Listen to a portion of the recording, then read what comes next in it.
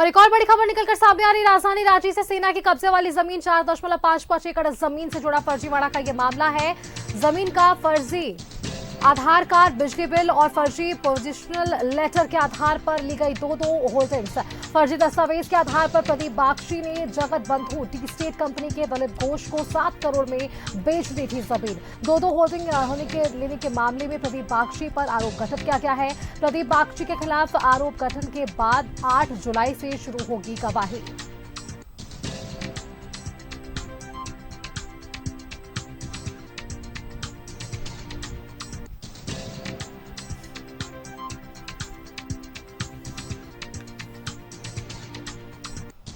सेना के कब्जे वाले इस जमीन 4.55 एकड़ जमीन से जुड़ा फर्जीवाड़ा का ये पूरा मामला है। जमीन का फर्जी आधार कार्ड, बिजली बिल और फर्जी पोजिशनल लेटर के आधार पर ली गई है दो होल्डिंग्स।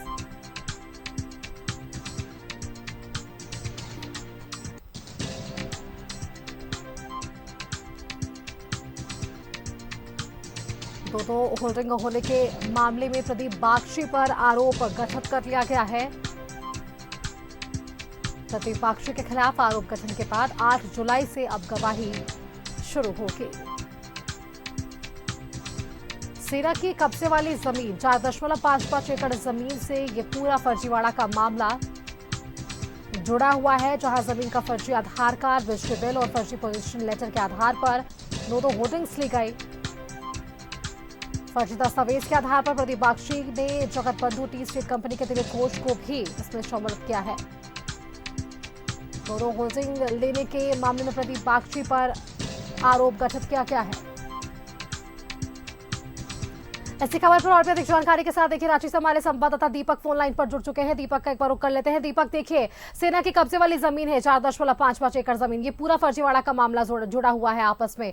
और देखिए जमीन का फर्जी आधार कार्ड, बिजली बिल और फर्जी पोजिशनल लेटर के आधार पर ली गई दो होल्डिंग्स और फर्जी दस्तावेज के आधार पर ही प्रदीप बागची ने जगत बंधु टी स्टेट कंपनी के दिलीप घोष को 7 करोड़ में बेच दी थी ये जमीन। तो ये पूरा फर्जीवाड़ा का जो मामला है वो निकलकर सामने आ पा रहा है। दीपक जी बिल्कुल, देखिए सेना की कब्जे वाली 4 एकड़ 55 डिसमिल जमीन, जिस पर ईडी की कार्रवाई फिलहाल चल रही है, लेकिन इससे पहले उस जमीन पर जो अवैध तरीका से फर्जी दस्तावेज तैयार करके फर्जी मालिक बन करके जो प्रदीप बागची है वो फर्जी दस्तावेज के आधार पर फर्जी मालिक बना और उसके बाद फर्जी आधार कार्ड, फर्जी बिजली बिल और फर्जी पोजिशनल दस्तावेज के आधार पर वो रांची नगर निगम से 2 होल्डिंग लिया और उसके बाद उस जमीन की खरीद बिक्री जो है वो किया।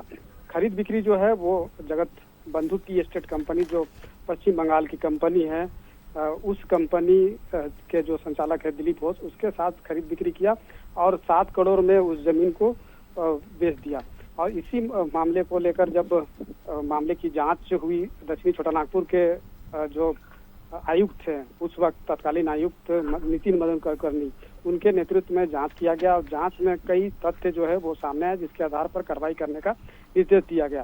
निर्देश देने के बाद जो रांची नगर निगम के अपर समाहर्ता है उनके द्वारा बरियतू थाना में एक प्राथमिकी दर्ज की गई और उसी प्राथमिकी का जो मामला था वो पहले सीजीएम कोर्ट में चल रहा था। बाद में चूंकि मनी लॉन्ड्रिंग से जुड़ा मामला जब ईडी ने टेक ओवर किया तो फिर मामला पीएमएलए की विशेष कोर्ट में आया।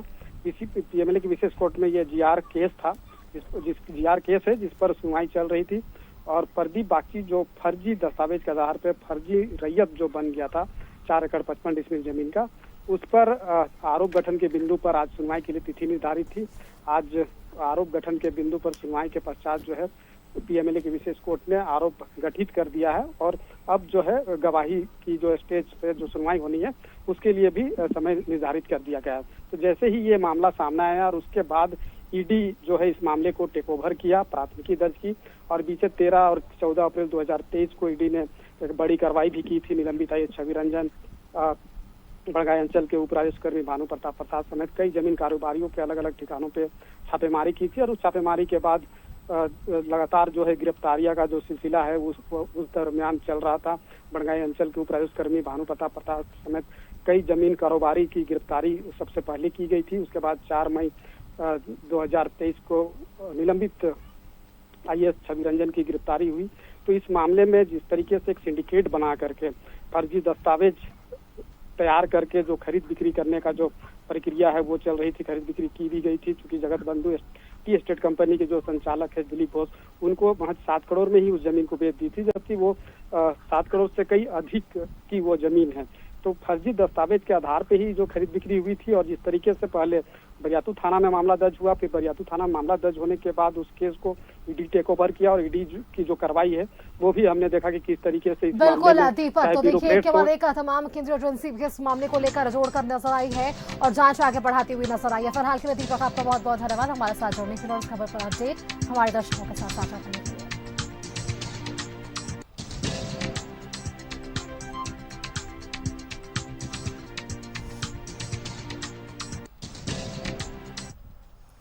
जमीन घोटाला मामले में प्रवर्तन निदेशालय यानी कि ईडी के रिमांड पर लिए गए जमीन माफिया शेखर कुशवाहा के रिमांड आज समाप्त होने के बाद उसे पीएमएलए कोर्ट में पेश किया गया। आपको बता दें कि ईडी ने कोर्ट से शेखर कुशवाहा के रिमांड की मांग नहीं की है। पेशी के बाद कुशवाहा को न्यायिक हिरासत में 27 जून तक जेल के लिए जेल भेज दिया गया है।